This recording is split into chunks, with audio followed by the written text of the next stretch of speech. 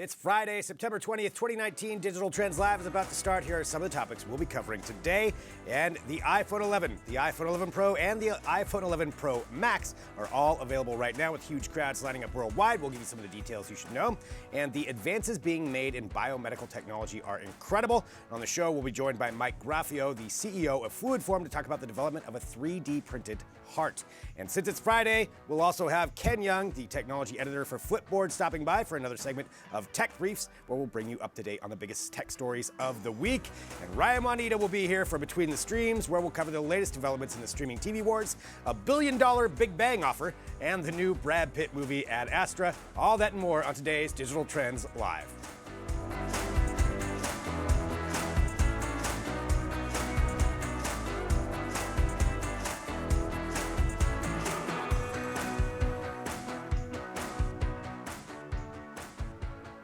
$1 billion Big Bang offer. Saying that out loud sounds different. Hello, everyone. This is Digital Trends Live. Thank you so much for joining us. However you're finding us, we do appreciate it. We broadcast live here every weekday, 9 a.m. Pacific, noon Eastern, bringing you tech headlines, news, interviews, discussions, and so much more, all while broadcasting live across a number of different platforms. We're on Periscope, Twitter, Twitch, LinkedIn Live, YouTube, Facebook, Dailymotion, Apple News, 2 different mobile apps, a smart TV app, and digitaltrends.com/live, lest you forget that as well. So since we're live, we can talk to everybody. You can drop in your comments, your questions. I want to say hi to Sherman on YouTube. Sherman, thank you for joining us today. And George and Rick on Facebook, and whatever platform you're on, we will definitely find those. So drop in your comments. This is part of the fun of the show. We get to be involved with you. You get to comment on it and let us know what you think as we go through. But to start off, I'm Greg Nibbler, joined now by Mr. Caleb Dennison. Good morning, Greg. Good morning, Caleb. Kind of need a donut right now. Yeah, you need a donut. All right, so if we can get somebody on that stat, I don't know if anybody can get out there and bring Caleb a donut. I'll be okay. Okay, all right. Well, we'll try to get through the show. There's only 25 minutes. I don't know if it'll happen, but this is part of being live. I mean, Caleb could freak out at any moment. I could just derail the whole thing. We just did. I promise I won't. Hello, everyone. All right, let's talk about some trending tech stories right now. This is the biggest story in tech, and as usual, anytime there's some huge news with Apple, they tend to dominate, and that's what's happening right now with the iPhone 11, the iPhone 11 Pro, and the iPhone 11 Pro Max, all being available. You can order them. They start shipping today, but at Apple stores around the world, people are lining up like crazy to get these. As they do. Yes. And I understand. This is I don't know. A lot of people downplayed the big differences over the 10, but I mean, these days, the new camera is the hotness for the phone, right? And iPhone definitely brought that, especially with the Pro and Pro Max, the 3 camera lenses on that. Right. Look, they do pretty incredible things. They are, and Julian Chikatu and Andy Boxall both reviewed the phone, and they are saying, yeah, the camera is really incredible on it. They also, though, in some of their recommendations, were talking about whether it's worth it to get the iPhone 11 Pro or Pro Max, and they said if you're just looking for a standard upgrade, to go for the iPhone 11. And just stick with that one. It is, for Apple, remarkably cheaper. It's around $700, I believe. Right.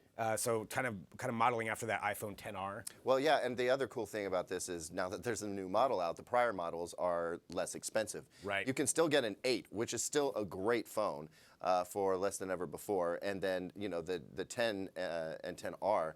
10R is particularly affordable right now. I think it's like $550 or something like that. So, yeah. I mean, there's some solid options. You don't have to spend $1,200 on a phone. Right. I mean, and that's one of those things that I think the more we see these phones, the standard of phones going up and up and up and up. I mean, at some point there's got to be a cap on it. Yeah. So I like the idea that there's this push back to at least some more moderately priced, giant, very expensive phones that still perform really, really well. Yeah, that still are amazing phones. Taking a look here in the chat, looks like we have a troll on YouTube by the name of Jake who's joining in. So I just want to call attention to that one right there.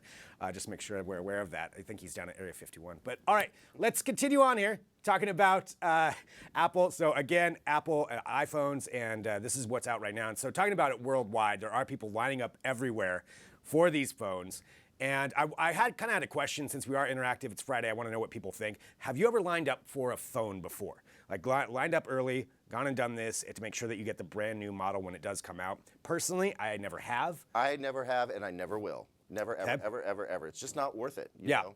And I'd also like to point out that, right now, iPhone is the big news. But as long as we're talking about really cool phones, the Google Pixel 4 is due to come out, I think it's mid-October. Yes. I don't remember the date off the top of my head right now because I can't remember that much stuff, to be honest with you. But Right. It's October 15th, I believe. is it the It's 15th? Google So event, yeah, yes. in just a few weeks, the Google Pixel 4 is going to come out, and I have a feeling that, especially in the photo department, it's going to blow the iPhone away. So this mania that we're experiencing now, it's going to die down in a little bit, I think. Right. I mean, and we're in this era right now where we have all these phone announcements that are coming out, and then hardware as well. But we'll save that for another discussion. But yeah, the Samsung Note 10, followed by the Apple iPhone, followed by Google Pixel. I'm gonna guess maybe LG has something that comes out somewhere in there to throw something into the mix.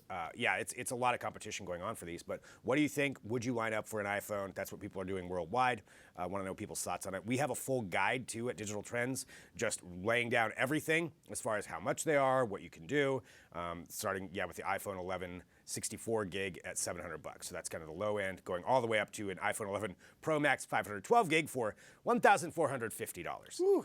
So more than double. Setting that new high end. standards. That is a very expensive I think phone. that's more than my first car cost me, to be honest with you. It's more than probably any laptop I've ever purchased. Yeah. So that's where you could go with that high-end one. But let us know what you think. Again, you can keep up to date on everything at Digital Trends and follow along with everything that's going on with Apple and iPhones, all of them, all the Apples. Follow along at digitaltrends.com. All right, it is now time where we take a look at some of the comments that you have left across our many different platforms for Read 'em and Weep, where we read the comments directly back to you. You have to look us in the eyes and pretend that you wrote them directly to us. So anytime you're typing a comment, just imagine that Caleb's looking right at you through the screen, because that's what we're doing. Oppenheimer Ranch Project, regarding the deets, how space travel is destroying the planet. 1% of the anything is meaningless, just like this channel. You sound like a 5-year-old trying to be a reporter. Pathetic. Almost 1% in 10 years. OMG. You really hammered it home there with the OMG at the end, since you're trying to be the adult in the situation.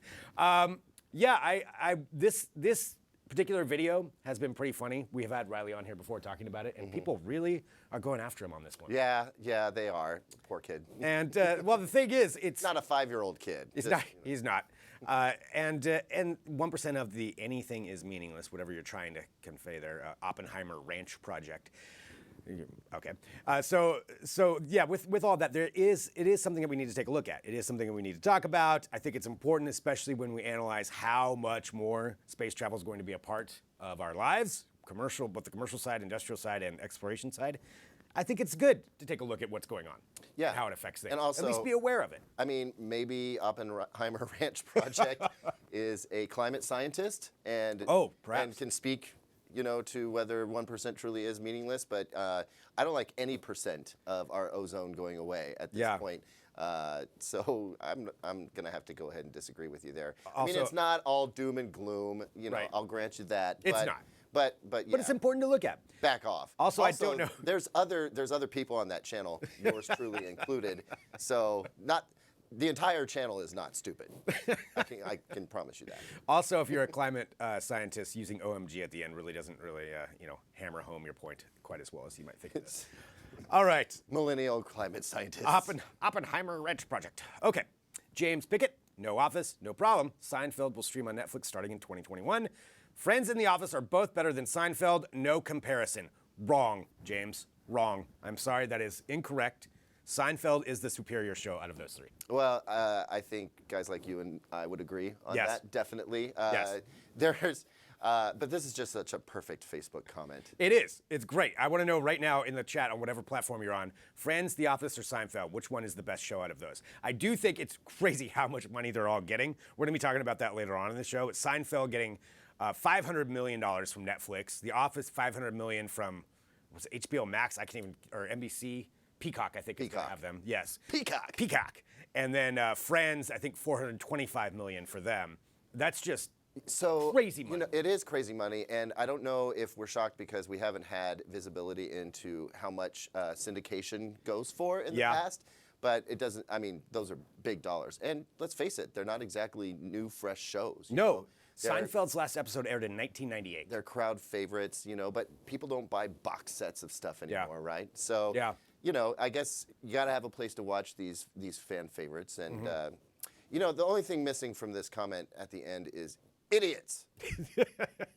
They do need that. Yeah. Yeah. With So an add that exclamation in point. next time, James Pickett. Yes. And we'll be able to take you a little bit more seriously. Punch it up just a little bit. All right, James. Thank you. Thank you for that comment. No, that is a debate I think a lot of people are going to be having. Sure. All right, Felipe. Okay, here we go. Regarding iPhone 11, iPhone 11 Pro unboxing, Apple delivers again. 10 freaking minutes of unboxing iPhones as if it's not all over the internet. Not to mention that it's the same experience from last year and the year before that and the one before. You guys benchmark the heck out of it. That's something I didn't see yet. That's a long run-on sentence that you had right there. I should have said that all with one breath. But, I mean, it pretty much says in the title, it is an unboxing Unboxing. Yes, and here's the thing. Unbox it fast. It's all over the internet. Yes. Because folks like us are doing it on the internet. Yeah. And guess what? They love it. That's Yeah. why we do unboxings. Like we're not just doing this to make ourselves happy. People really enjoy this stuff. Sorry, Felipe A, that you are not one of them. Well, Felipe, you know, you can watch that video if you want. Again, it is an unboxing, so that is, yeah. What do you think the A stands for? I don't know. I have some ideas.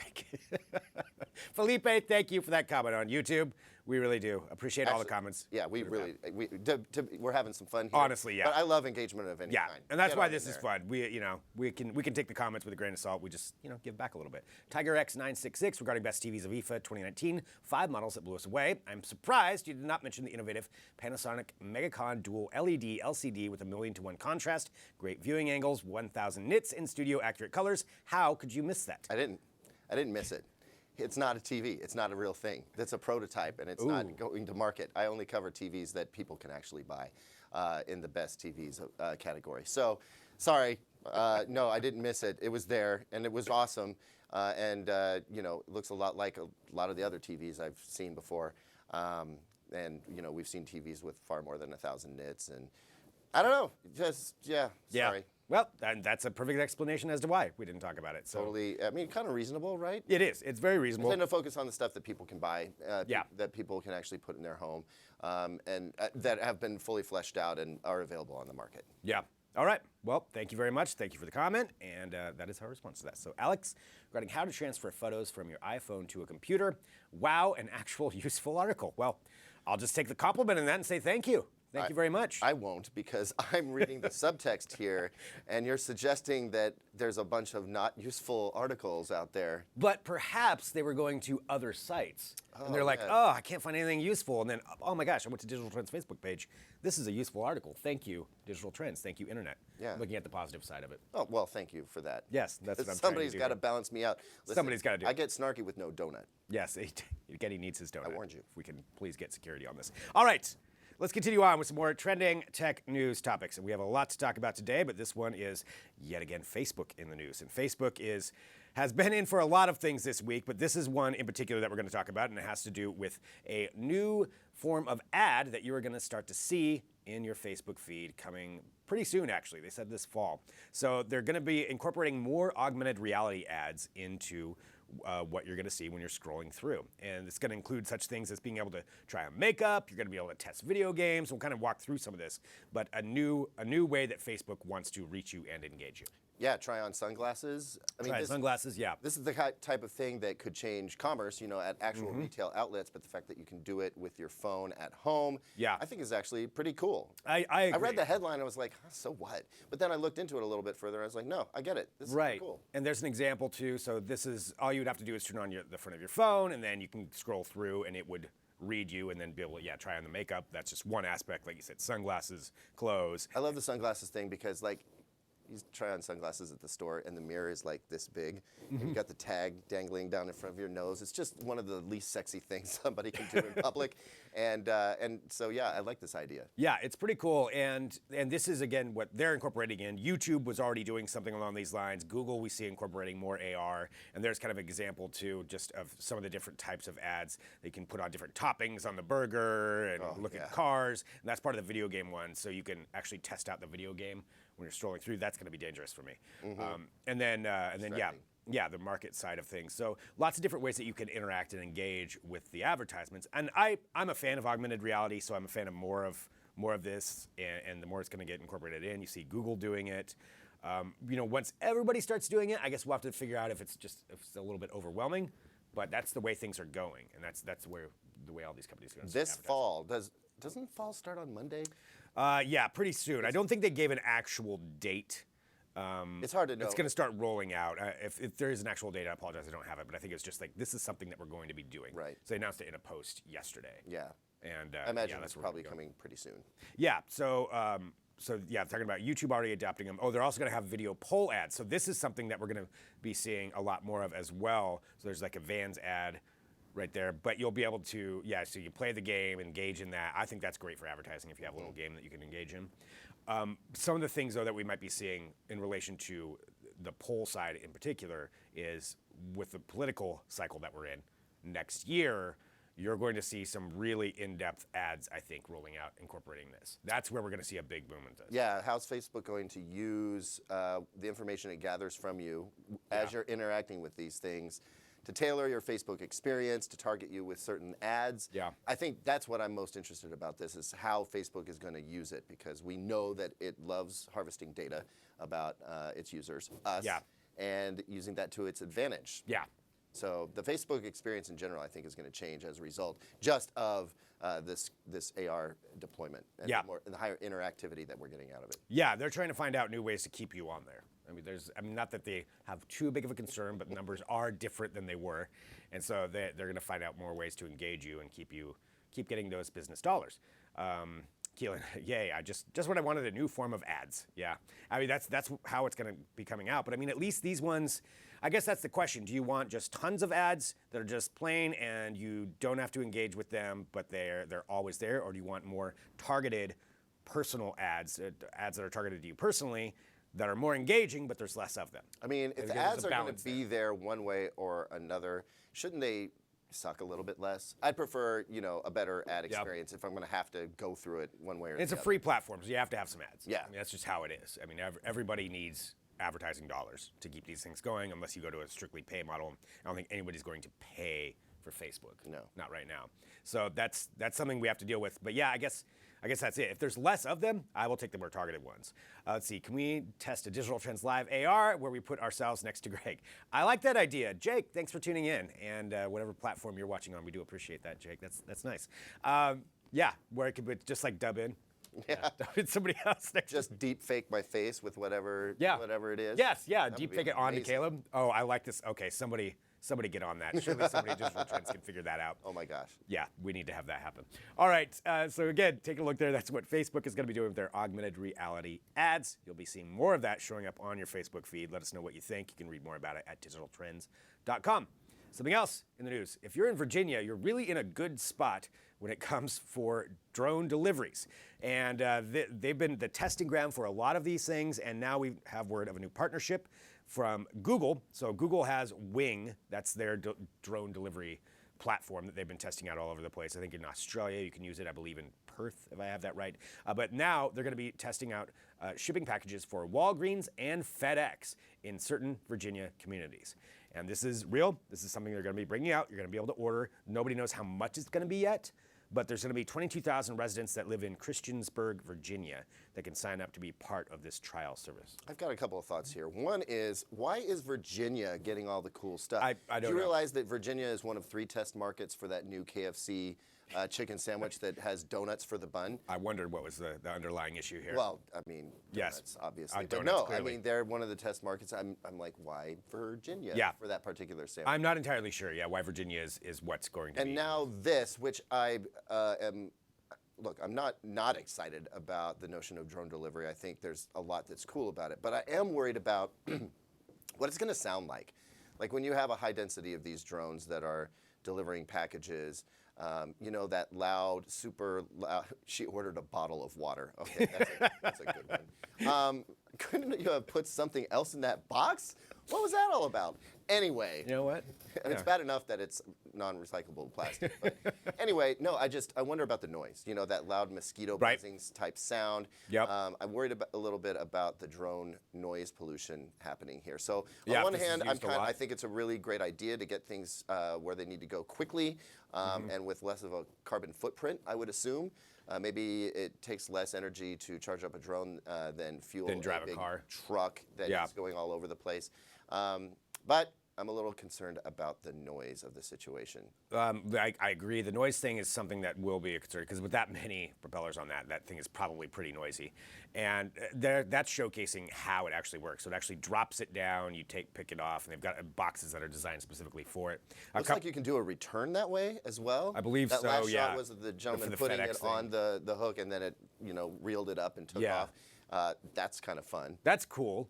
There's a lot of things, just the implementation of it, that I feel like we're going to figure out. Also, somebody can just follow it, can't you not? I mean, I guess it'd be kind of hard to get around to it, but if you just see a drone coming, I just think of people stealing packages off of porches. You see the drone right there, you know exactly it's got something good in it. True, but I would imagine that it's not going to just drop it and leave. I would hope Yeah, you'd that have it to would be there and require interact with the you app. to be there to confirm that you see it, confirm that you got it. It actually could add a layer of security for packages. That would be cool. Possibly. That's another way to look at it. Taking a look at some of the comments talking about the Virginia side of things of why it's in Virginia. George says it's close to D.C., close to politicians, lobbyists, and Jester said it's close to Virginia Tech as well. So maybe that's where they're testing out a lot of these things. There's also the drone deliveries that are happening in, I believe it's Maryland. So that whole D.C. area is really, I guess, the hotbed of drone deliveries right now. Well, apparently it's also politicians loving chicken sandwiches made with donuts. So I still don't get it. Sorry. Get on that. Call your lobbyists. Let's get to the bottom of that. Well, that's what's going on with this. So Wing partnering with both Walgreens and FedEx. And so we'll see some more drone deliveries on there. We'll keep you up to date at digitaltrends.com about all of that. And the final trending topic that we want to talk about here has to do with a competition that I am 100% for. And this is the competition right now between Tesla and Porsche, in particular for their two electric vehicles, their high-end electric vehicles. You have that Porsche Taycan. I believe I'm saying that correctly. You can correct me if I'm wrong on that. But that is their brand new top-of-the-line electric car that they're saying is the fastest ever. And then Tesla, with their Model S, said, no, we're faster. And so that Tesla actually beat Porsche's time on a track here in the U.S., but now they're both competing on the Nürburgring in Germany. It's hard to say. Nürburgring. So actually, there's a little wrinkle to this story. This is not the last we've heard of it. So Porsche, made that announcement, and Tesla fired back on Twitter, of course, and said, actually, we have data that suggests that we can do it in 7 minutes 20 seconds, which would be 15 seconds faster. I believe so. Yeah. The Taycan Turbo did it, and so they do, and they think they could get it down to 7 minutes 5 seconds, which would be significantly faster. That's a lot. But what's not really being talked about here is that was just the Porsche Taycan Turbo, which has 650 horsepower, right? Okay. There's also a Taycan Turbo S. What? That is 750 horsepower, and Porsche's just kind of quietly keeping that to the side. I think what's going to happen is Tesla will send its Model S Plaid out there and get a really great time, and then Porsche's going to come back and swat even harder with the Taycan Turbo S.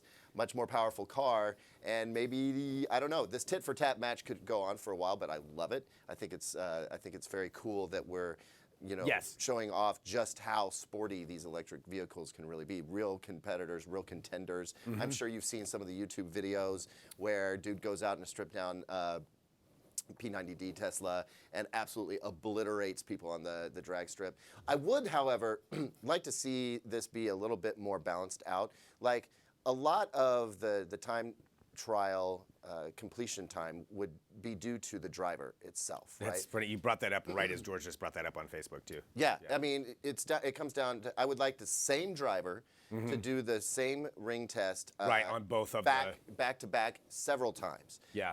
To take out some of the variance of the driver's performance and also to level out the driver's capabilities. Maybe even have multiple drivers there. I would say get 2 or 3 trying each car, both of them. Meanwhile, Porsche and Tesla are like, why do you have to be so scientific? We're just trying to one up each other. And that's the other thing about it.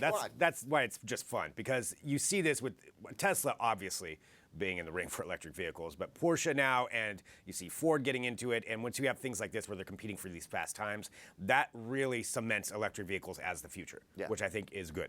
In my personal opinion, I think that's a very good thing. Frankly, I want to buy one. Yeah. I'm seeing them everywhere. Oh, I'm seeing Teslas all over the place. I think it was in Berlin, I believe, recently, where there was an army of Tesla taxis.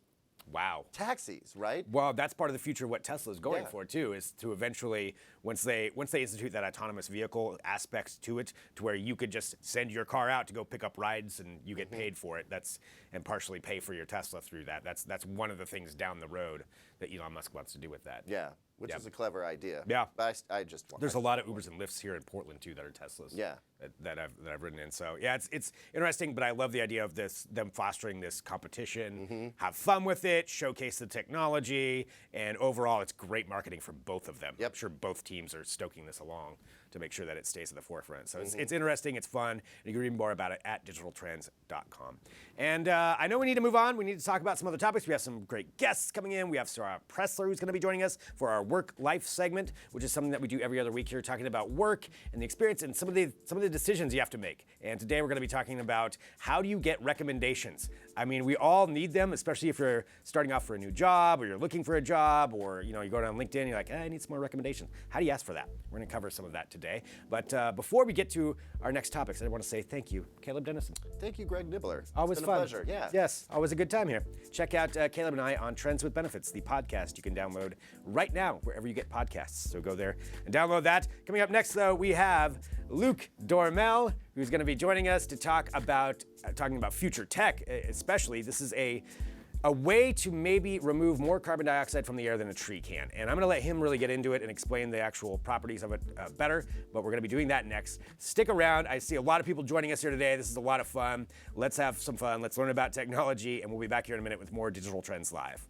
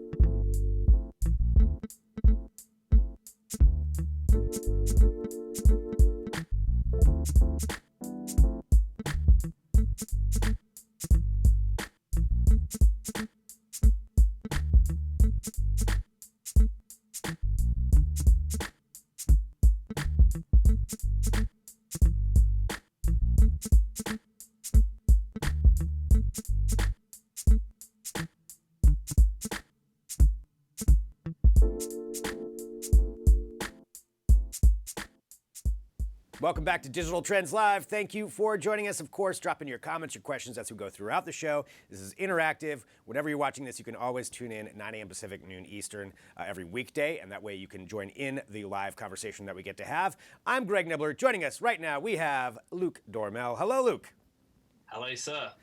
Always fun. You always have some interesting articles at Digital Trends. I want to encourage everybody to go there and take a look at them, talking about cutting edge technology. But this article in particular really got my attention and got the attention of a lot of readers. And it has to do with a new way to possibly remove carbon dioxide from the air. Am I saying that correctly?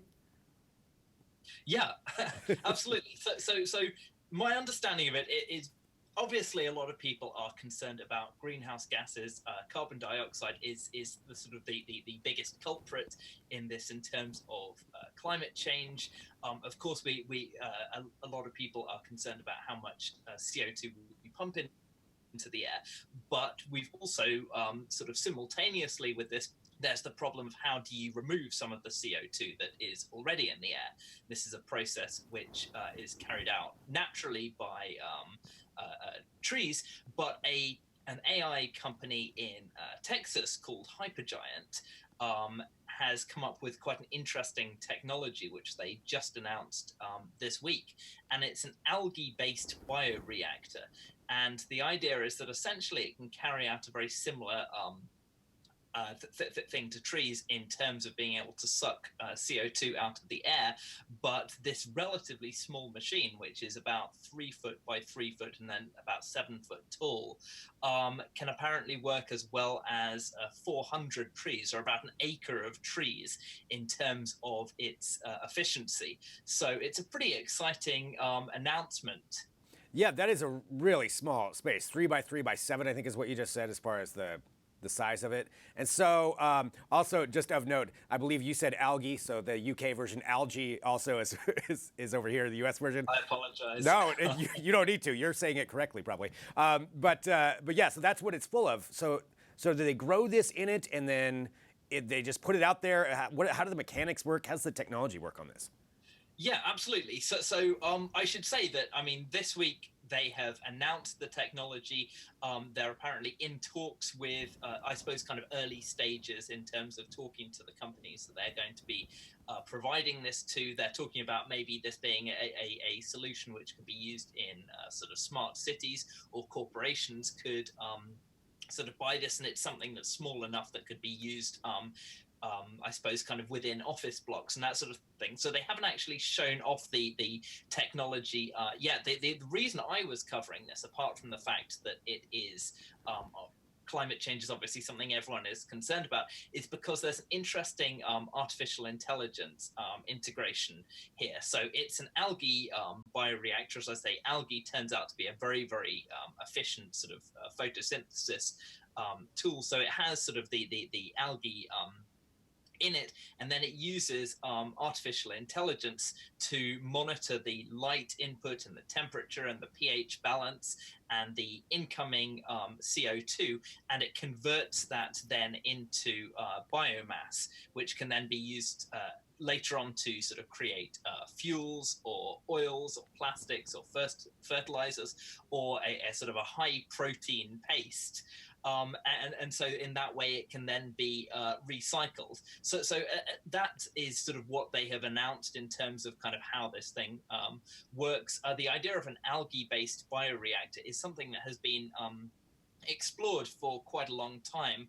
Researchers have been kind of interested in this because of the efficiency of algae. I'm sorry, I will make sure to correct that. No, you don't algae need to. as a tool for photosynthesis. So the idea of an algae-based bioreactor, I think, is something which is already being kind of deployed in the wild, but the idea here is that they have obviously managed to not only sort of compact it into a much smaller form factor, which potentially kind of opens it up to new kind of applications and I guess kind of places that this could be kind of deployed, but also they've added this smart elements to it in terms of using artificial intelligence to kind of optimize that process. So I think that is the really exciting part of what they've announced. That really is. I mean, that's a combination of a lot of things, and if it really can do what they're saying, like you said, I think at the beginning, you can see this being put around different cities, to just augment what they're doing already or help take some of that out. And if it's creating a product on top of that, that's actually a whole other element. So it's not just a cost of putting this thing in, you're actually getting something back from it. I mean, that I feel like is huge. Absolutely. I feel like this is the part of it that we're going to have to kind of wait to see how it kind of plays out, because they're talking about creating this kind of biomass, but then presumably there's the extra step of then sort of what is this actually kind of recycled into, and that's kind of a really interesting aspect of the story as well, which I suppose we're going to have to wait until this technology is ready to be deployed before we can kind of see the full potential sort of influence of this. But it's certainly a really exciting thing, and the exciting part of it is we talked about the fact that provided this works as well as it's described, and of course we won't necessarily know that until it's actually sort of ready to be deployed, but the interesting part of this, certainly from my point of view, is that I've covered so many sort of similar initiatives, not necessarily the same approach, but there are so many interesting kind of materials science projects and AI projects and all of these things which kind of intersect with this area of sort of climate change and here sort of carbon sequestration. I think it's one of those words that I wrote a lot for this article, but I hadn't actually said out loud until now. I guess a bit like algae. But so that there are so many kind of interesting initiatives in this area at the moment that it seems inevitable that we're going to see some really, really exciting advances in this field. Well, it's really cool, and I highly encourage everybody to go there and take a look at this at digitaltrends.com. And like you said, we've got lots of articles about this and seeing where, this intersection of science and environmentalism, I guess, and technology, and how we can see all of these things come together. It's really, really cool how this tech is working out. And if you add in that profitability factor, that's where then you get big kind of money going into it as well. So that's a huge factor that I think is important. But regardless, check it all out, digitaltrends.com. And Luke, thank you so much, as always, for joining us. Thank you so much. And now I know that algae is pronounced algae in the UK. So we learned something there too. All right, here's what's going to go on. We're going to take a quick break. Coming in, we have Ciara Pressler for Work Life. This is one of our new segments here at Digital Trends, where we analyze kind of what it's like, what's going on in your work environment, and then some questions that we all have. In particular, today we're going to talk about how do you get recommendations? We all want them, we all need them, but how do you ask someone, and how important are they? We're going to walk through that. If you have questions, drop those into the chat on whatever platform you're watching. Back here in a minute with more Digital Trends Live.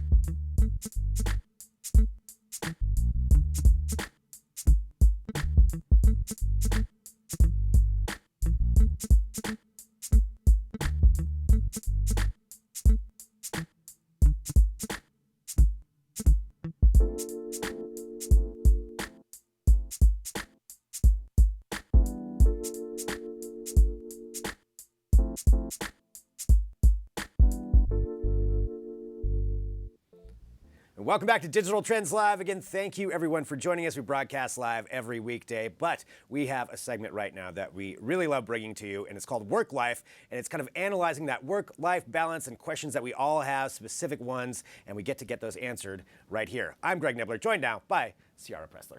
Hello, it's great to be back. Great to have you back here. Thank you. And today we're talking about something in particular that I have definitely struggled with. It's how do you ask for a recommendation? That is so hard. Yeah, it's hard, and we've had to do it since we were in high school, right? Applying to Yeah. college, asking for references, every time we change jobs, and it can be really awkward, but it doesn't have to be. Well, we've got a video here, and this is something that we encourage everybody to do. You can always write us, dtlive@digitaltrends.com, but let's go ahead and air this video. This is a question I think probably relates to a lot of us in some way. Hi, Ciara. I need your help. I have a new book coming out, and I need to know a couple of things. First of all, how can I use a platform like LinkedIn to maximize the exposure of my book to any potential readers? And secondly, how can I use endorsements? How can I get and use endorsements to make sure readers know what they're getting into? Thank you. So asking for recommendations, I mean, we don't all have a book, but, well, I mean, you do. But, Some of us do. Some of us do. Humble brag. But no, that is such an important question. You know, we need to get those things, and it's like, how do you go about doing it? Especially when you're on a deadline, right? Yeah. Like if you're changing jobs, if you are beefing up your online presence, maybe you have a personal brand, whether you have a book coming out, another creative project that you want people to see, it's important to have like all your online ducks in a row. Yeah. Yeah. So what are some things that you should walk through, I guess, to start off with when you're thinking about this? Well, first is your hit list, right? Okay. And I don't mean it violently. I just mean that you've got to figure out who you want recommendations from. And you're going to want to take a few things into consideration. Of course, your relationship with that person, but also, you know, what's their title? Is it impressive to the audience that you're trying to market to? So if your audience is a new job, you want to make sure that maybe they have a title that's high up or they're well known in the industry or respected. But if your audience is, say, the people you want to buy your book, who's going to be impressive to them? Okay, those are factors that I never would have thought to actually bring into it. Like, It's like, what is this, who your target market is? And so when you have, you know, what you're calling the hit list, like these are friends or people that you have close relationships with or beyond Not that? necessarily. Okay. I mean, it should be people who have a knowledge of what they're talking about Yeah. when it comes to your professional life. But, you know, sometimes you can get recommendations from people who don't know you very well if you can help them speak to what you need them to talk about. So if it's something like a job reference, yes, you want people who have worked with you before, but they don't have to have been in your same department. They could be a client you work with, a partnership that went really well, and they can speak to your conduct in that situation. Make sure you're asking about twice as many people for those recommendations as recommendations you actually need to get, because not everyone's going to come through for you, and you can't get mad about it. Just double your numbers and play that numbers game. I think that's an important thing too to factor in, just setting aside kind of the ego aspect of it. Yeah. Of, you know, going out there and, you know, because you're asking somebody for something. And so when they don't respond, yeah, there's probably a little bit of feelings that could get wrapped up in that. It's not personal, and that is Yeah. the number one thing to remember is if you want something from somebody, make it easy for them to give it to you. So give them exactly what you want.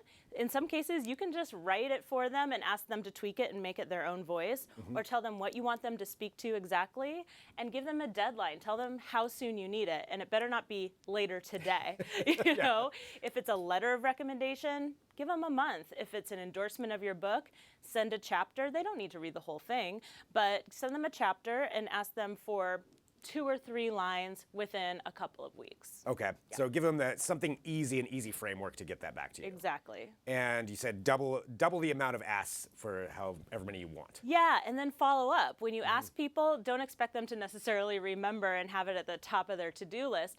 Feel free to follow up in a friendly way, like, hey, is there anything else I can get you to make this really easy? And then, of course, giving is the way to receive. So if you need those LinkedIn recommendations, getting that profile up to speed, give some out. Yeah, just go out and do it, regardless of being asked. Just start putting some out there? Okay. It is kind of the best business gift you can give is just surprise someone with an awesome LinkedIn recommendation. Like if I have an extra few minutes, I'll just go in and find somebody that I haven't written one for before. And, you know, maybe they were somebody I work with, but they might also be somebody who I heard speak at a conference, or maybe they came and did an interview with me for one of my web posts. And so writing something that speaks to their expertise and what makes them different is like the most generous thing you can do professionally. That's pretty great. That's actually, I didn't even think of it in that aspect. So yeah, you're giving somebody a gift. Spend your 5 minutes, and yeah, it's pretty cool when you do get one that shows up. So, so walking through just a few other like pro tips for people to think about when they're going out to do this. What are some other recommendations that you would have that they should really plan for, I guess, maybe both in the aspect of when you should get recommendations, when a good idea is to get some if you don't have any, and then how you can structure it just a little bit better? Definitely the time is around a transition or an event. So a transition would be something like going in for a promotion, changing jobs, perfect timing. But also an event, and I use the word event to be like you're publishing that book, maybe you have a big creative project that's going to get attention, you're doing something that's going to bring more eyes to your website, your LinkedIn profile. Another one I'm working on right now is really working on the SEO for my website, and getting those recommendations on those other trusted websites really helps elevate your whole SEO score. And so I'm asking people to leave reviews for my business, and that really helps people find us. So that's another thing. Yeah, I didn't think about that. Like that's a good way, you know, if you're looking at your strategy, get some SEO. Yeah. That's very helpful. So SEO, transition, events. Let's talk about that event side. Just because I'm working on a couple of events right now. What do you mean on the event side? This is not about you. It's about the listening Thought I could audience. ask something too. All right, we'll go back to Heidi's question. All right.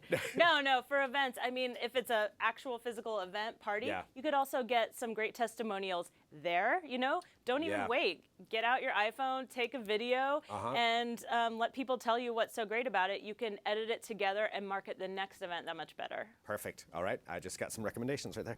All right. So walking through this again, asking for recommendations.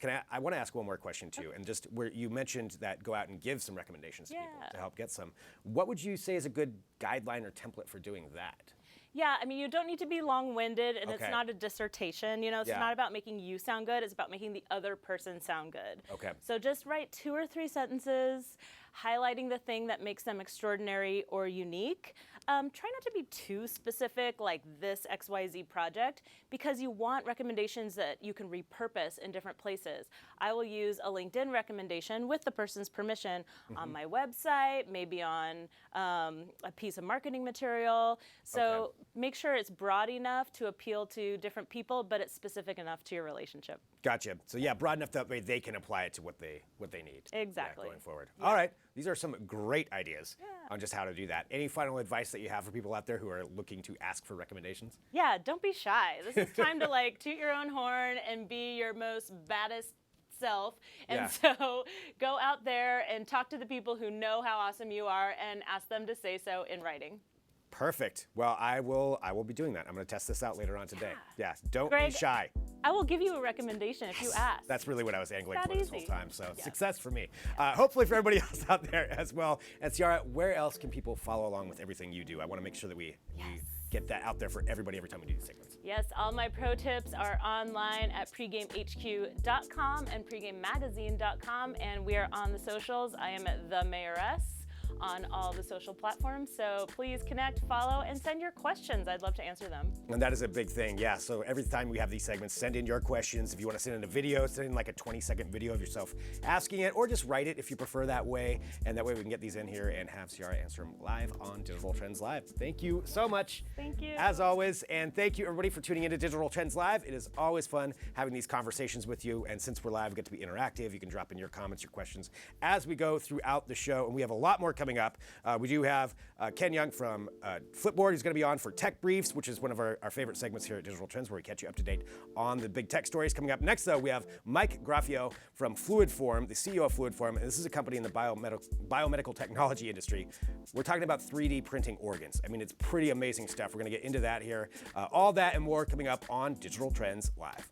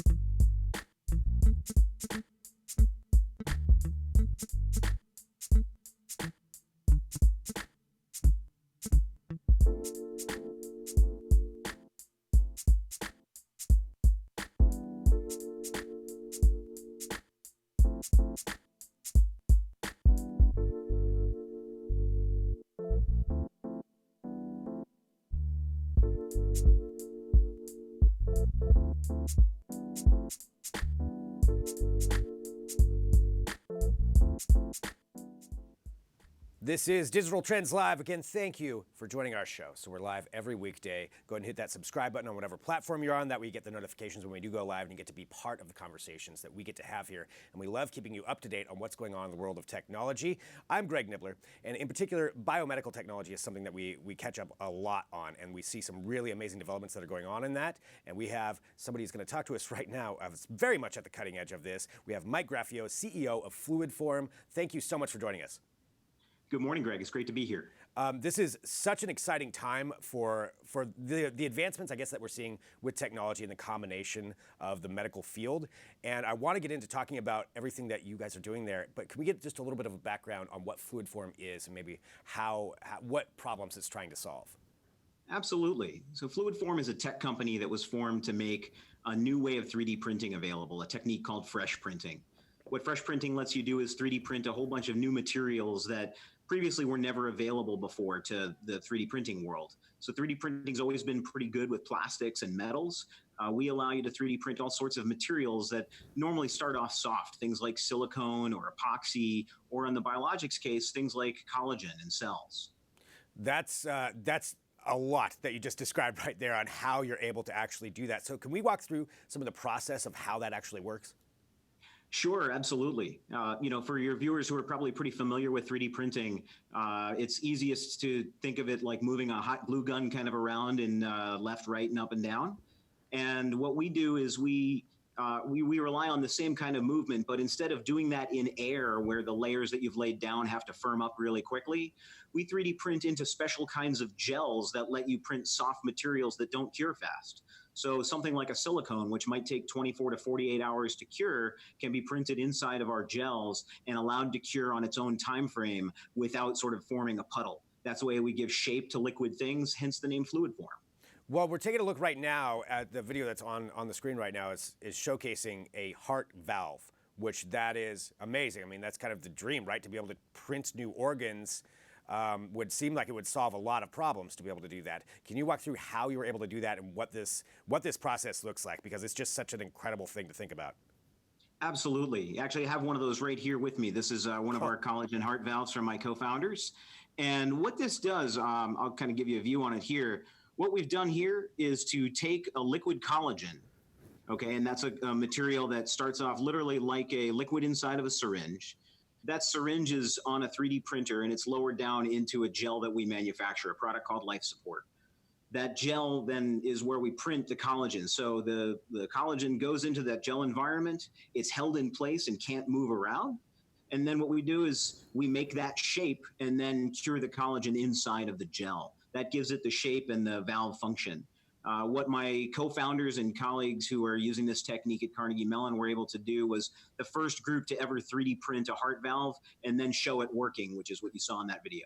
So how is it that we're showing that working? What was that actually placed in that this is being used? Sure. What you saw in that valve was it's on a pulsatile flow rig test setup. So It's mimicking what happens inside the heart. It presses liquid out, and then as it goes back to backfill, that valve needs to close in order to prevent backflow, and that's exactly what you see there. So, A, that's amazing. B, how long before something like this could actually be, put into a person? Could this actually be used in, organically in someone? Well, I think we're really excited about what can be done with all of these kinds of technologies, and in particular around the valve. What we see there is this is functionally very, very similar to what's being implanted inside of humans today. So we are right now working with a number of different partners in the medical device and biopharma industry to accelerate getting these products out to market. I think it's really important to note that when it comes to any bioprinted technologies, right, none of these have been tested inside animals yet. That needs to be a first step. It's going to be a little while, but the research that my co-founders did was really the first time that we've seen things really working and functioning as they're intended to inside the body.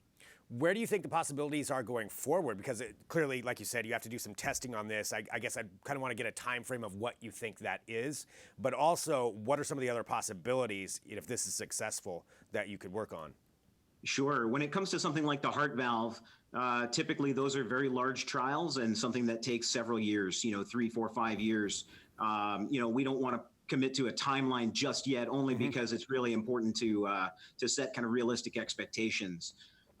When we think about the possibilities, though, this is the technique that we think will underpin all of the field of regenerative medicine going forward. So when we talk about the ability to 3D print organs for the massive organ donor shortage that we have now that's only getting worse, or the field of 3D printing things like embedded sensors inside of conformable wearable silicone medical devices. This is something it's really exciting to us as well. So for example, my colleagues at Carnegie Mellon did some excellent research 3D printing embedded sensors inside of customized wearables for patients with diabetes to be able to pick up on what the earliest signs of poor blood flow to ultimately try to help prevent diabetic foot ulcer and some of the sequelae that come from that. I know there's in particular, you talked about the lack of organs and that there's a huge organ shortage for donors. Working on that, even with that, a lot of times bodies will reject them because for whatever reason, your body just rejects these things. And with this kind of 3D printed organic material, is that something that would combat that, or would that still be an issue that we have to work out? I think that's a great question. And I think there's probably going to be multiple steps to get there. What we do is we help to build these scaffolds that allow you to build these structures. The other key piece is how you get the cells. And so today, researchers use cell lines that are stable. They get cells from stem cells, and they turn them into cardiomyocytes, or the cells of the heart. And then they research those because those are ones that they can produce very high quantities of. Over time, the techniques to culture your own cells that mimic what your immune system is used to seeing will get better. And I believe that when we fast forward 10, 12, 15 years, we'll get a scraping of your cells turn into your own organ. But that's something that's definitely farther down the line. In the meantime, it'll be based on things like stable cell lines, and patients may still need to have things like anti-rejection drugs. Well, it's still absolutely amazing technology. And getting just to kind of the overall look at 3D printing in general, because I know this isn't the only thing that Fluiform does. This is just what we're talking about right there. How important is it, and how big of a role do you think 3D printing is going to have just in overall when it comes to metals, plastics, everything that we have? So I'm a little biased, but I happen to think that 3D printing is going to change the world of manufacturing the way the internet changed the world of information. 3D printing is fundamentally transforming what can be made. And that means that people who are design engineers who for years have made parts and found manufacturing technology saying, well, we can't make it quite like that. Can you go back and change it for us? Now we're going to have the unlimited flexibility and freedom to make anything they want. For us, we're really excited about that because while metals and plastics are pretty well defined and there's people doing really great work on that, the field of things like epoxies and silicones and other materials, we're just scratching the surface. We're really at the very beginning of it. What an exciting time to be in, and especially, in your position too, getting to see the future of this unfold right there and try to work it out and figure out where we can take this with these 3D printed materials and the ability to personalize everything. It's really, really cool. I'm looking forward to seeing where this goes. And for Mike, for everybody who wants more information on Fluiform, where's the best place for them to go? Sure. The best place to go is to take a look at our website at fluidform3d.com or find us on LinkedIn or Twitter under Fluidform3D. Great. Thank you so much for being here to share your information on that. Well, thanks for having me. So fascinating discussion, finding out about how this is all working. 3D printed organs, that could help so many people. So exciting. But that's what we talk about here at Digital Trends. I know we have lots to get to. This is how this show always works. We run through as much as we possibly can to give you all the information. And that's what we're doing next. We have Ken Young from Flipboard is going to be joining us for another segment of Tech Briefs, where we catch you up on some of the biggest stories in tech throughout the last week. Drop in your comments, your questions. Back here in a minute with more Digital Trends Live.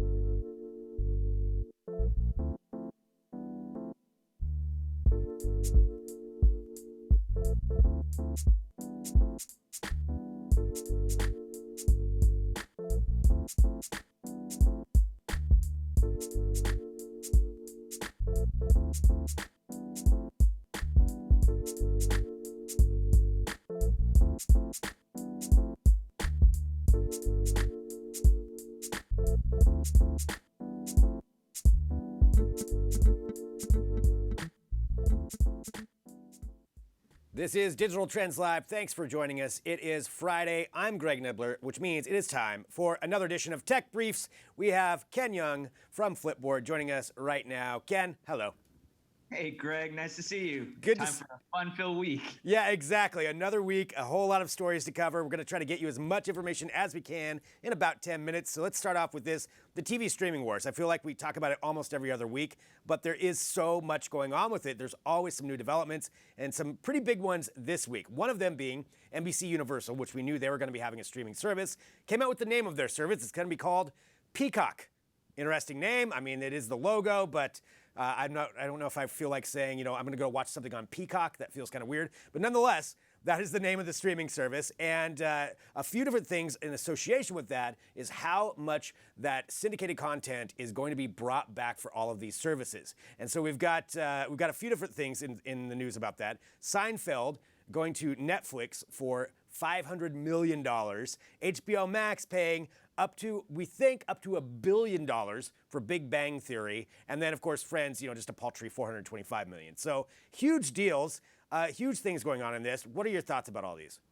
Look, okay, so Peacock is, there's disagreements about whether that's actually a good name or bad name, but it certainly bucks the trend because as you look at a lot of these companies that are launching streaming services, there's something similar about every single one. I can't quite put my finger on it. I think it's that plus sign, right? I mean, you have Disney Plus, Apple TV Plus, BET is about to launch one called BET Plus. TiVo apparently is going to launch one soon. It's called, wait for it, TiVo Plus. So everyone's having the plus. The plus is being iconic for streaming services now. So the fact that NBC is bucking that trend and doing with Peacock, I'll give them credit for some creativity and some tie back into the history of the brand.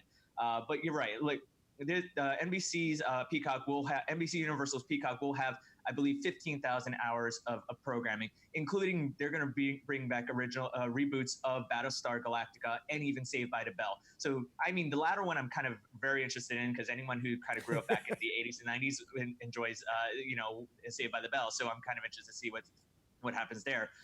But there's NBC and Comcast companies certainly do not have a shortage of their catalog, very similar to Warner Media's CBS with their HBO Max Plus Go now, whatever they're calling it these days. So look, this is pretty interesting. What's notable about NBC Peacock is that it's going to be free for those that have a cable subscription. So it's kind of like it's a good thing. It's like it certainly bucks the trend from all the other streaming services where you can pay as a subscription. But the catch is that you have to be a Comcast subscriber or have a cable subscription, I believe. So that's kind of it kind of defeats the purpose of being a cord cutter if you really want the NBC Universal a library of shows. But to get to the point about the catalog, look, you're right. Like companies are paying hundreds of $1 million for this content, right? I mean, you look at what and it's basically a shift, right? Where's The Office going? Where is Friends going? Where Netflix has this, and then it goes back to the original to CBS, and therefore everyone's worried about Netflix. But there's big money to be had for all of these shows that have completed their run on broadcast TV. And people are nostalgic of wanting to watch. Like these have they have a deep bench of these type of shows. Yeah. And it's very interesting. I believe it's on Variety or earlier on. Reed Hastings, the CEO of Netflix, he was talking about how much the cost of to produce The Crown, which just released season 3. He says, $125 million to produce a single season. He says that's a bargain. Now, I mean, 125 million compared to 500 million to nearly $1 billion for an entire series. That's the thing.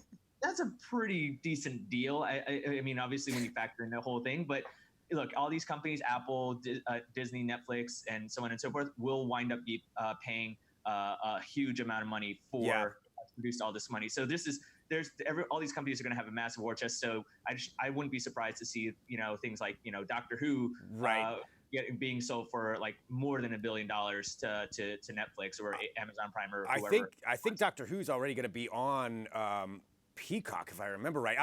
No, maybe it's HBO Max. I don't know. At this point, there's so many old shows that are coming out there, and whatever it's going to end up landing. It's very interesting. We need to get through a lot of stuff really quick. Just a one-word answer. Which is better, The Office, Friends, or Seinfeld? Okay, let's go on. We don't have enough time to talk about this. I know. One-word answer. One-word answer. I want an answer, Ken. What were the Seinfeld, choices? The Office, or Friends? Friends. Wrong. All right, continuing on. All right, let's continue on. Let's talk about some more tech news. We need to get to this stuff. So let's talk about Facebook and Facebook being in the news, talking about Portal. They want to continue on with this hardware, getting this hardware out. They already had the one Portal that came out. Now they have 2 upgraded versions of that one, kind of different sizes. But then this Portal TV, where you can fix it to a regular television. It will have a camera that will follow you around. And they want you to have video conferencing. They're kind of looking at it as like the future of social media, to where you'd engage with this. You can watch shows with somebody. There's a few things here. Number one, it's Facebook. And I think there's a big trust issue that's going on. And on top of that, is this something that people would really want to use anyway? I mean, I want to get your thoughts on it. I have my opinions of this. What are your thoughts on it, Ken?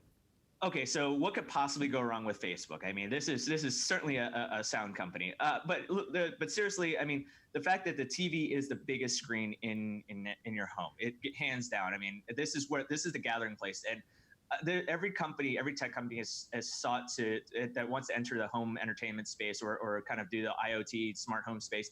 They want to be around the television. Rather than you having to buy a separate hardware device, whether it's the actual Portal Mini or Portal Pro, whatever they're calling it, right. Or any of the other IoT type devices like that you have to just set up.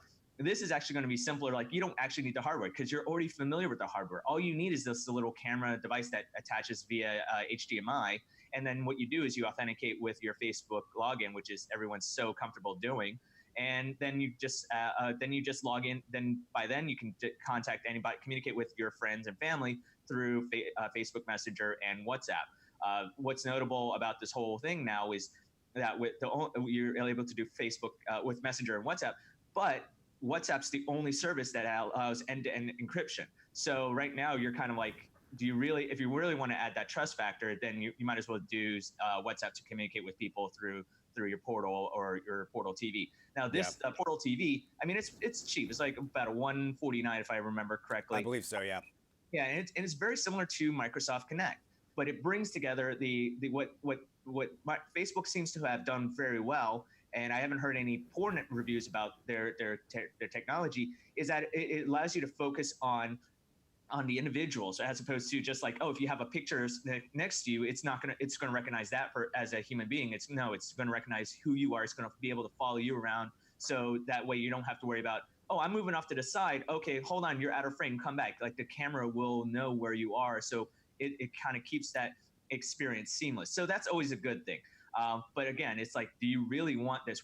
We're in a climate right now where people are worried, are things listening to you? Anything that has, as you said, and I talked about a while back, is like anything with a microphone or anything with a camera is probably surveilling you right now. And there are plenty of articles, plenty of reporters that are saying, yeah, this is actually true. And companies are admitting, yeah, we are doing this. One thing that Facebook admitted is that their their contractors are listening to Portal conversations to learn, right? And they said, we're not doing it anymore. So but now with this relaunch, with the revamped Portal TV, or with the Portal TV and the revamped, redesigned Portal devices, now users are going to be able to opt out of having Facebook listen to their conversations. And I mean, but obviously that should have been opt out right from been an opt-in process right from the get-go. Right. But Facebook follows suit with what Apple and Microsoft and Amazon, all these other companies have been doing, saying, look, they're listening to conversations and claiming that they're doing it so they can learn to train their algorithm. So people are kind of skeptical about those things. Yeah, I mean, and I think deservedly so, especially when it comes to not only the devices in general and all the stuff that we found out about that, between Alexa and Google and Siri and obviously Facebook, that would be a huge concern. So it'll be interesting to see how this sells, who exactly their target market is, and where it goes. But that is something that's out there. You can order it, and that's their new devices. So they're going to continue, it looks like, going down this hardware side of things. One final thing that we needed to bring up, I know because we're running out of time, as we always do, there's so much to catch up on, has to do with Huawei and something that they are doing. We all know the struggles that Huawei has and the battle they're having with the US government, and when it comes down to Google and the possibility of Google taking away their apps. Well, Huawei came out with their new flagship phone, and it doesn't have any Google apps on it. They're using a base Android OS, and that's kind of the first time we've seen something like this from a major phone manufacturer. And I guess, we want to kind of just highlight what some of the ramifications are of that. Yeah, imagine LG, Samsung launching a flagship phone, like Samsung launching their Galaxy phone without Google, without Android, right? Now, look, there's different types of Android. There's the Android that many people have come to expect on their devices. But there's also an open source version out there, and that is what Huawei has done. Huawei has not installed Harmony OS, so they announced that probably, I believe, a couple months ago. And look, this whole thing is all related to allegations from the U.S. government and also I believe governments in Europe who are claiming that Huawei is part of the whole surveillance package from China. So this is very, like, they're kind of getting beaten on from all sides here. They're banned from using Google products. So they're like, here's our flagship phone minus the core thing that would actually protect us. So that's very noticeable. Like, look, their hardware, as you're seeing right now, is fantastic. It looks fantastic. I think it does look good. Yeah, Digital Trends you guys have a hands-on review about this device. But what's notable is that, look, you don't have the Google version of Android. So that means that while you do have Android on the Mate 30, you're not going to get the latest security updates on there. So you're not guaranteed the protections that you need from hackers or from spyware or malware or anything like that. So I mean, if we're going to believe the allegations about Huawei, I mean, you might as well give the Chinese government your phone right from the get-go and let them go ahead and access whatever you want, because that's basically what you don't have those type of protections on there. And this phone won't even be available in the U.S. Huawei has rarely had their devices available in the U.S. largely because of the ban. And also, it's noticeable that they announced it in Munich in Europe. But whether that's going to be fully available there remains to be seen. Well, we'll have to see what happens with it. And yeah, definitely something for a major phone manufacturer to come out with something without Google being involved on that Android side of things. And you're right, security being a huge issue. So lots to catch up on. You can read more about everything at Digital Trends and Flipboard. Ken, sorry I threw you out there with that random question. I'm a Seinfeld person. I just wanted to see where we stood on that, but we're still friends. Well, we're both wrong. Let's just put it that way. Probably. All right, Ken, thanks so much. As usual, always fun. We'll see you next week. Likewise. All right, and thank you everybody for tuning in. There's always so much to catch up on that we start running behind on time, so we're going to do this. We're going to get to a break. We've got another great interview coming up here right after this. We have Alex Moore, the CEO of Boomerang. We have Ryan Juanita still coming in from between the streams. Drop in your comments, your questions. Back here in a minute with more Digital Trends Live.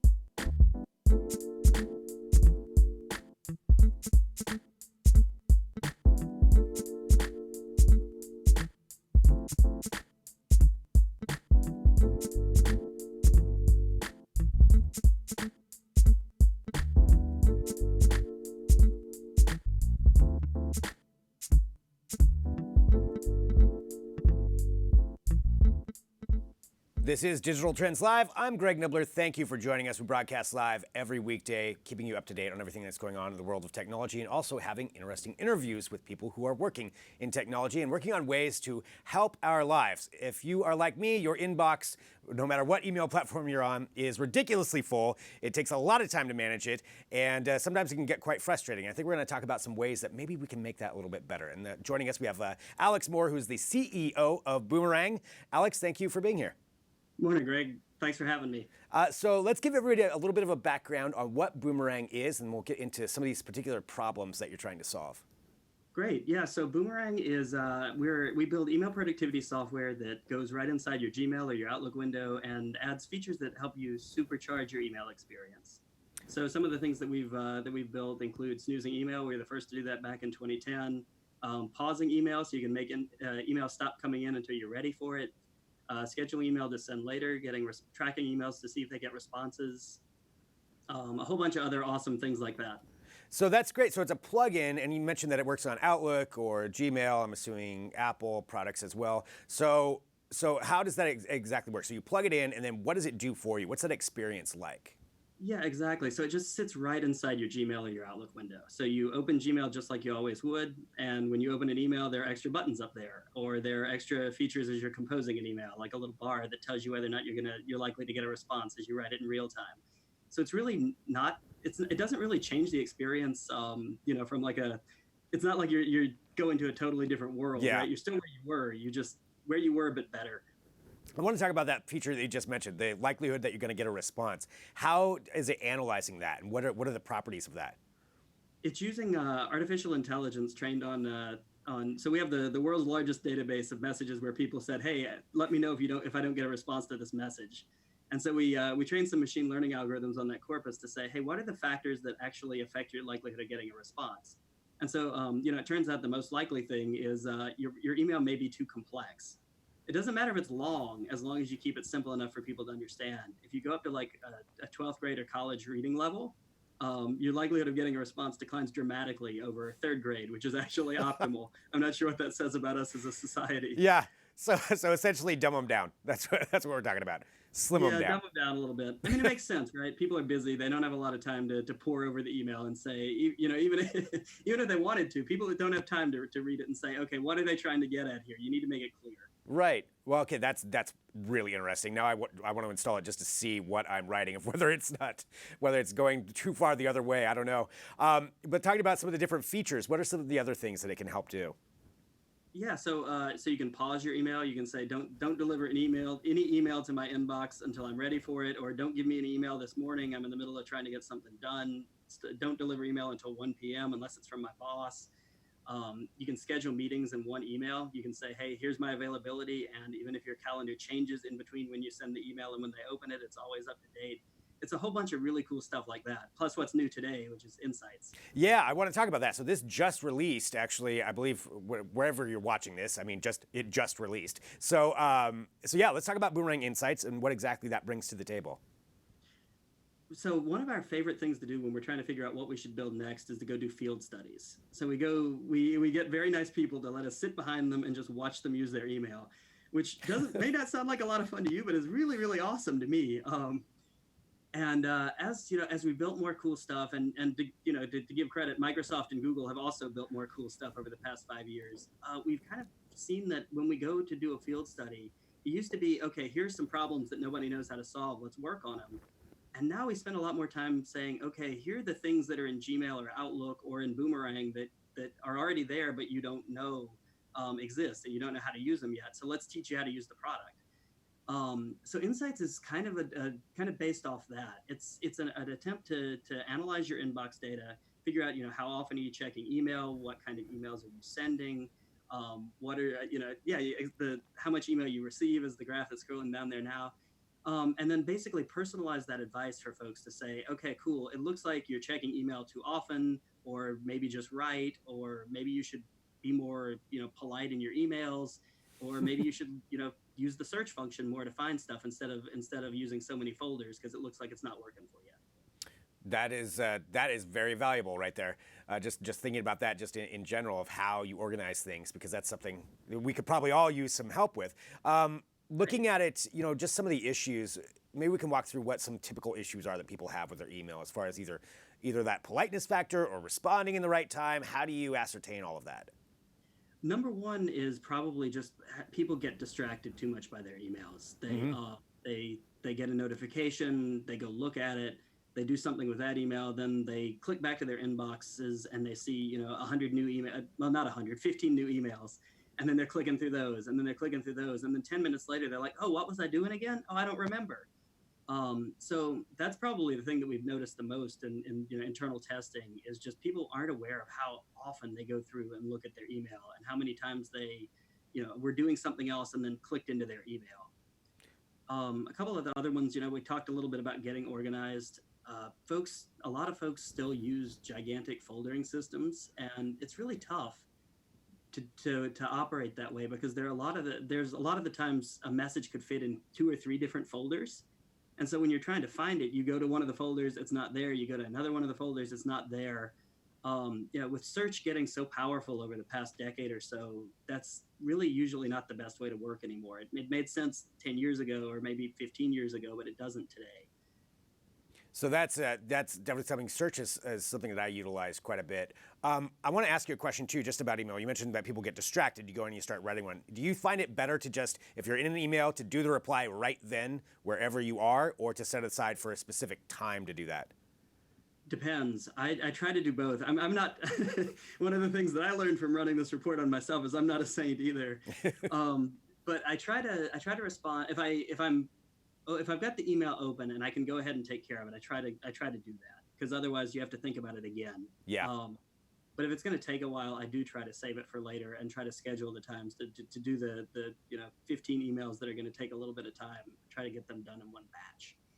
Well, for everybody out there who wants to incorporate this in and utilize Boomerang, because you mentioned it can work with pretty much any platform, how do they go about getting that installed and to start using some of these features? Just go to boomerangapp.com, pick whether you're on Outlook or Gmail or whether you're on Android or iOS, and click the appropriate button and you'll have it installed. Just when you open Outlook or Gmail or open our app on a mobile device, it'll all be there for you. Great. Well, I will be trying that. I want to get some insights into what I'm writing. Now I'm really thinking about it, and I'm paranoid, so I've got to go check it out. But I want to say thank you so much for joining us here, too. Really interesting, and congratulations on the success that you've had so far. And appreciate you being here on Digital Trends Live. Thanks for having me. I appreciate it. All right, that is a really interesting discussion that we just got to have. One of many that we're having here today on Digital Trends Live. I know we need to get to a break because we have Ryan Juanita coming in. We're going to bring you up to date on everything going on in the world of, well, not everything, but a lot of what's going on in the world of streaming television and a particular movie at the box office. So drop in your comments, your questions back here in a minute with more Digital Trends Live.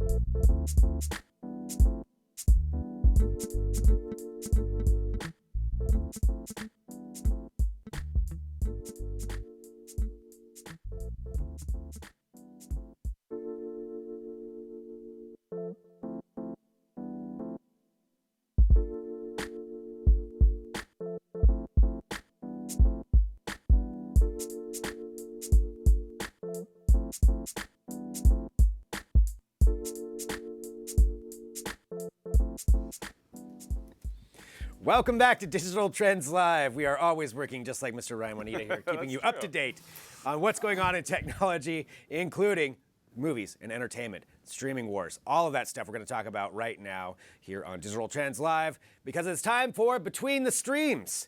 And that is our segment here every week where we do that for you. I'm Greg Nibbler. I'm Ryan Juanita. And there's a lot that's been happening in the world this week. Let's get it started with, I guess, do you want to start with some Emmy side of things, just because that is coming up this weekend? Sure. Are they still doing that? They're still doing that thing. All right. Who's going to win? Have you Well, it's hard to say. Probably Game of Thrones. What do you think is, who do you think, or what do you think is going to be the biggest thing at the Emmys this weekend? I think it's going to be really interesting. I think there's going to be a lot of wins from Game of Thrones, and I think that's going to be interesting to people that did not like the eighth season as I think you both feel. I think they're going to get a lot of acting Emmys. I don't know if they're going to win, the prestige one for the show itself, but I think it's fair to say that they're probably going to take home a lot of Emmys. That's what's going to. They've already taken home a lot of technical Emmys, and that kind of precedes giving you an idea about where they're going to go. I went to Rose City Comic Con last weekend, and there was a guy walking around. He was dressed in a whole bunch of garbage bags, and I was trying to figure out, and then I saw the cardboard sign on the front, and it just said Game of Thrones Season 8. It was amazing. That Best is costume amazing. there. Best costume there. That is amazing. But yeah, a lot of people not really stoked on It's not pulling Season punches 8. in that case. No, it was hilarious. That is harsh. But yeah, so you think Game of Thrones is probably going to get a lot of wins. And I guess that does kind of make sense. Last season, they start handing them out, like Kit Harington, or what are we talking about here? I think so. I think Emilia Clarke, I think could get and deserves to get, because she didn't write it, and I think she acted it as well as anyone could have. So I think she could win. But there are a lot of, those. It depends on if they're going to go with like something lesser known and give them, the sort of prestige pick or the fan favorite pick or whatever. I think Barry has a chance to take home some awards again, because I think it's a great show, and I think it's critically loved. Yeah. So I think Bill Hader, and he makes almost the entire show by himself. Yeah, well, Bill Hader's it's he and his partner who used to work, I think it's Alec Berg, he used to work on Seinfeld. Mm-hmm. Those two guys basically do it all. They direct, they write, and he acts in it. So he's like an auteur now, which is really fun. It's great. Jokey Bill Hader is suddenly one of the greatest TV TV producers right now. So I think he has a chance. I think Veep has a chance to bring home some stuff. It'll be interesting. The Emmys are always kind of a grab bag of things where you're like, yeah, that makes sense, and then you're like, that doesn't make sense at all. Mm-hmm. But that's kind of award shows in a nutshell, I guess. Yeah, it really is. Well, that's coming up this weekend. I'm sure we've got an article at Digital Trends right now. We have lots of articles. We have how to watch. We have how to stream some of the Emmy nominees. All kinds of stuff coming for that. So head on over there to Digital Trends to keep up to date with all of that. Let's keep on going though here. We need to talk about some other big things going on, in particular the Big Bang Theory. Sure. And all of these older shows that are getting a ton of money. Is it Big Bang Theory? Okay. I've literally never watched an episode. That shocked me more than anything else that's been said on this show. I'm happy if people like it. That's such an underhanded comment. Come on, I don't know what I'm to say. glad people enjoy it. Whatever you enjoy. Good for you. I'm a secret watcher of 2.5 Men whenever it comes on. Whoa. I don't it's not like I watch it religiously, but Shocking when it revelation. comes on Antenna TV, it's just dumb laughs. I just look at you in a different light now. Laughs. Like everything's changed about it. Yeah, I know. I know. It is shocking. All right, well, we'll find out how much money 2.5 Men's going to get at some point. But Big Bang Theory, HBO Max. This is an interesting thing. It's a multi-billion-dollar deal. We think it's $1 billion just for the streaming rights, which is insane. It's the biggest one that I know about. I think it might be the biggest deal so far in this ever-escalating, as you said, streaming wars. It's an apt word for this or apt phrase for this, because it really is a battle out there between all these studios, all these tech companies, and $1 billion is just kind of a mind-blowing figure, and we're going to keep seeing more of that. Mm-hmm. There's a trend of these older television shows, which Big Bang Theory just went off the air, but then you look at some of these other deals we're going to be talking about. But they also paid more to keep the rights on TBS, which is owned under Warner, because HBO is, now the whole Warner Media label is under AT&T. Yeah. So they own so many properties. So this was just like, we want to buy the whole shooting match, and here's some billions and billions. Billions of dollars. I mean, they spent $47 billion, I think it was, on DirecTV, the entire satellite company. Wow. Now they're reportedly looking to offload it. And meanwhile, they're spending what, like $5 billion on one television show. I don't know how many billions it is, but it's a lot. And just the fact that it's billions, that's enough right there. It's a lot of money. But that's HBO Max going for that. Right. And we're going to get into some of these other older television shows that are being brought back. But to do that, I think we should talk about NBC Universal. The Peacock. And the Peacock. Oh, so Peacock. Network. Yeah. They have renamed it to the Peacock Network.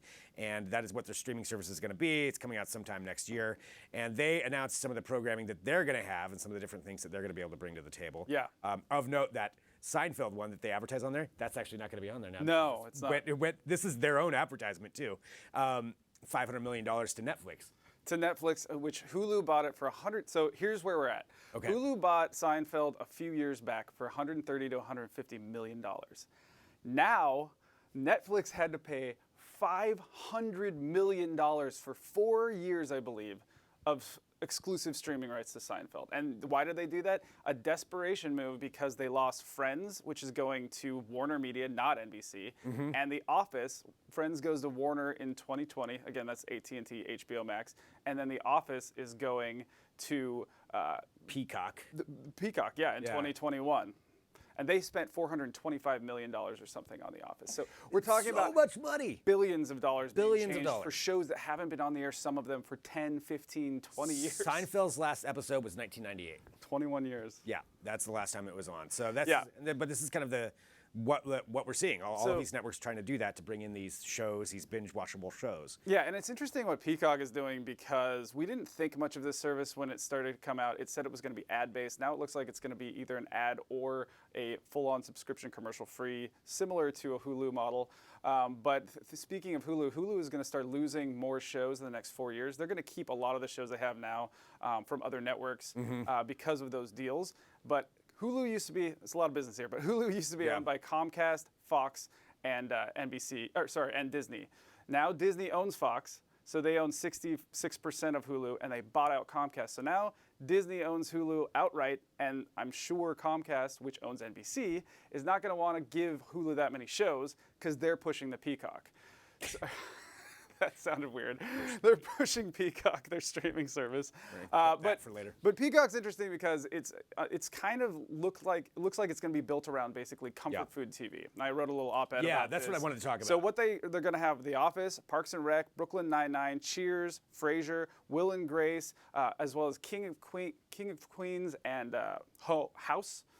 House, kind of okay. random that they have House, but I'm expecting that House was probably originally made by NBC Studios, Yeah, and then it Fox was. bought it. Yeah, so there's a lot of that going on where it's Brooklyn Nine-Nine was made by NBC, but then Fox was airing it, and Right. they canceled. Now NBC has it. So there's a lot of that going on. But yeah, so Peacock is going to be this kind of like old TV streamer, but it's not just that. They're also going to have all of SNL. Every single episode, and they're doing all these weird reboots of all many these old reboots. shows. So it's really based around this sit down, turn your brain off, and watch old TV kind of thing. Well, let's talk about some of the reboots, and this is another huge thing. If they can't buy the original series for millions and billions of dollars, they're talking about rebooting some, and Right. The Office one being brought up as possibly being rebooted. Yeah, it's this weird thing about reboots now because there's the soft reboot. And we used to think Yeah. of a reboot as you wipe the slate clean, it's a whole new cast, a whole new production team, and it's a whole new look at the show. Think of Battlestar Galactica. Now, gonna reboot get to might that, mean yeah. a lot of different kinds of things. Think of the first reboot of Right, Battlestar right. Galactica, Yeah, yeah. which was a completely different show. Now, reboot means maybe we have some of the same cast members, maybe we don't. You don't really know what it means until you see the details. Where they spin off maybe So, one actor. what will The characters. Office be? Will it be some of the actors spinning off into this thing? Will it be sort of a revival and like as many actors as they can get? Will it be a whole new cast? We think the latter is probably not true. But this Office reboot thing has been bounced around for a long time, and now it seems like it's real, and they're kind of counting on it as another integral piece of the Peacock streaming service. Well, there's a few other ones they're going to be rebooting too. The next one is one of the weirdest things I've ever heard of. Saved by the Bell coming back. Saved by the Bell is going to be back, but only with two of the actors right now. So far. So Yeah. far, AC Slater, what's his name in real life? I forget. Mario Lopez. Mario Lopez. Mario Lopez. I just went to AC Slater. I'm like, he's AC Slater. It's He's Slater. always going to be AC It's Slater. just Slater. Mario, I know you're very talented. All right, so Mario Lopez. They're Every week freaking I out in got to the offend booth. somebody. They're freaking out in the booth. It's Haley Steinfeld and now Mario Lopez. So AC Slater and then Elizabeth Berkley also going to be back. So it's Right. going to be the two of them not as a couple, but like older as parents. Of I'm kids really who are in surprised school. they could get Elizabeth Berkley because she is just a working machine.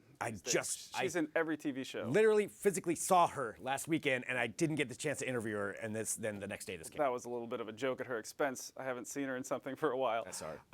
Yeah, this is it. a That's weird all I wanted idea. to say. This is a weird idea. That's weird that you saw Elizabeth Berkley too. Yeah. That's really weird. Rose City Comic Con. But the reason Saved by the Bell is happening, I think, is Fuller House.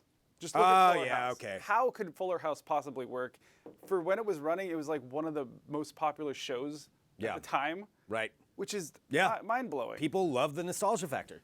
I think insane. Saved by the Bell is it's just like the 90210 reboot. I watched one episode of that. It's one of the worst things I've ever seen. Yeah, that one didn't do as well as like the Roseannes and the Will and Graces of the world. But people still love it though. Right. People still. I bet they do another season because people will still watch it regardless because they want to see those same. Same people. People just want to turn off their brains, and I have some theories about why, but we don't need to talk about that. All right. Well, that's another one coming back, and then the last reboot we want to talk about, and then we've got a movie that's out this weekend. We want to. Can I say real quick what the Yes. premise is, though? It's that Mark Paul Gosselaar's character, Zach Morris, is the governor of California, and he has shut down lower-income schools and and allowed for those kids to go to some of the nicer schools, like Bayside. And it's like some political thing going on. This is your theory? It's Saved by the Bell. No, this is real. What? No. This is what they've said. Yes. What? This has at least been reported on. I don't know if it's officially confirmed by the studio, but that's supposedly the premise. Oh my God. Okay. It's assumed that they'll at least get Mark Paul Gosselaar to come in for some kind of cameo. This is so weird, but now I want to watch it. Actually, Yeah, we're living in a B universe now.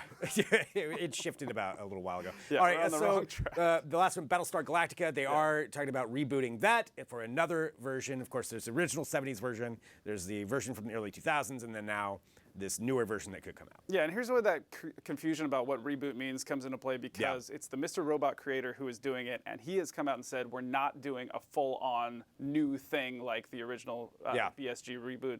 We're doing some kind of spin-off or some kind of take on it. Right. So it's not going, we think that it's not going to be like a straight-up, let's do this over again one more time situation, which would be really odd. Yeah, it would be. Yeah. So maybe they can come up with a different way to do that. But either way, if it's Battlestar Galactica, I will watch that. Really? Definitely, yeah. You're just in? I'm in. No matter what. I'll definitely give it a shot. It is also the Mr. Robot guy, and he's great. Yeah, so. I mean, and I love that story of Battlestar Galactica, so even if they stick somewhat to it, as long as there's a Cylon in there. The scariest part of that to me was always the Cylons that didn't know they were Cylons. Mm-hmm. That's the scary part. Maybe it's you. All right, so that's Battlestar Galactica. The last thing I wanted to bring up too is just something in the theater this weekend, which is Ad Astra. Yeah. Now this one, I've kind of followed along with it since they announced it. I thought it was really interesting. I also love space science fiction. It's Brad Pitt, and it's sounding like this one's a really unique sci-fi movie from the reviews that I've seen. I love it, yeah. The story is basically astronaut Roy McBride, that's a great astronaut name, Brad Pitt travels to the outer edges of the solar system to find his missing father and unravel a mystery that threatens the survival of our planet. And there he is in an anechoic chamber for some reason. Yeah, for some reason. Don't know why. But yeah, it's supposedly a very, very interesting and unique sci-fi movie, a space movie. This is the one that just came out.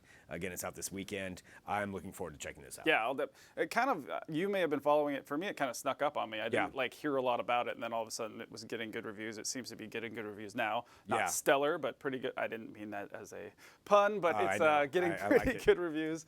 And I feel like, I don't know if you after Once Upon a Time in Hollywood, it seems like Brad Pitt is just at the top of his game right now. Brad Pitt's great. So it's been fun to watch him just kind of crush his roles lately, and I'm interested to see how he does in this one. Well, there it is. You can go check that out this weekend. That is at Astra. But I got to say, you know what I'm more excited for this weekend? What? Rambo. Oh, God. I didn't even have that one. Oh, I forgot about that. It's Rambo, ranching Rambo, right? Yeah, he's Rambo just the gonna rancher. Kill a bunch of people at his ranch, and dang it if that isn't going to be fun. Get off my property, y'all. It's Rambo. Look, the Rambo 2 and 3 are not exactly Oscar, contenders, but they're fun, dumb movies, and I expect this to be the same. Well, go see Rambo the Rancher this weekend as well. That is Between the Streams every week. We want to make sure that you are up to date on everything, and we've got articles about everything that we just talked about at digitaltrends.com, so you can take a look there. And again, this is Digital Trends Live. We are live here every single weekday, keeping you up to date with everything. It's a lot of tech that we go through every week. We try to make sure that you are on top of it, that you know some of the things that are going on. Let's kind of go back through today's show. I always have to take a look back myself because I'm like, by the time we get here, I forgot what I talked about. You have no idea. Let's go back to the beginning. where we have Mr. Caleb Dennison in here joining us and talking about some of the big news going on. The iPhones being out right now. You can go get those. You can place your order, or you can wait in line at the store, pick one up. We had Luke Dormel talking about a bioreactor that could be 400 times more effective than trees. So taking carbon dioxide out of the air using algae, or algae, as he said with his UK accent. But we were talking about that, so very interesting. Check out that article at digitaltrends.com. Ciara Pressler in here for another episode of Work Life, talking about that work-life balance and different questions that we all have to ask. And this one was, how do you ask for recommendations, or when should you? Why should you? All of that, we covered that, and you can check out that segment every week, cut out on its own, too, here at digitaltrends.com. Mike Graffio from Fluidform, the CEO of Fluidform, talking about 3D printed organic material, 3D printed heart valve. That is the era we're living in, and how that's working and what kind of testing needs to happen for that. We had Ken Young for Tech Briefs, which we do every week here. Ken Young from Flipboard, bringing you up to date on everything that's going on in the world of tech. You can subscribe to that podcast wherever you get podcasts. Just look for Tech Briefs. And Alex Moore, the CEO of Boomerang, who joined us to talk about different add-ons for email, so different ways you can manage that. Ryan Juanita for Between the Streams. And we also have a very special shout-out to Mr. Jake Rossman, who was not able to be here today. He took the day off. He was very excited yesterday. He got out of here really quick, said he had to get down to Nevada or go to a desert. We weren't sure. There's a live image. I believe that's of him right now since we are live. They apparently went to Area 51. Yeah, so, he claimed it was a wedding, but... Yeah, we didn't really know what he was doing, but that's where he is. So, Jake, you needed a day off. I'm glad you're going to hunt for your aliens. So let's see them aliens. Follow your truth. Follow your dreams, and that's what we do here at Digital Trends. So we all have to take a break sometimes, but I'm guessing he might be back on Monday. But that's all we have here for today. That's it. The aliens were found. Thank you, everybody, for tuning in. We'll be back next week. Oh, also, huge thank you to Jess, Mike, and Kelsey there in the booth who run this show. It takes a lot of us to make this work. It takes a lot to happen, and it's a lot of hard work, and we really appreciate everybody who tunes into this show. We put a lot into it, and I hope you enjoy it. Share the show. Have a good weekend. Back on Monday with more Digital Trends Live.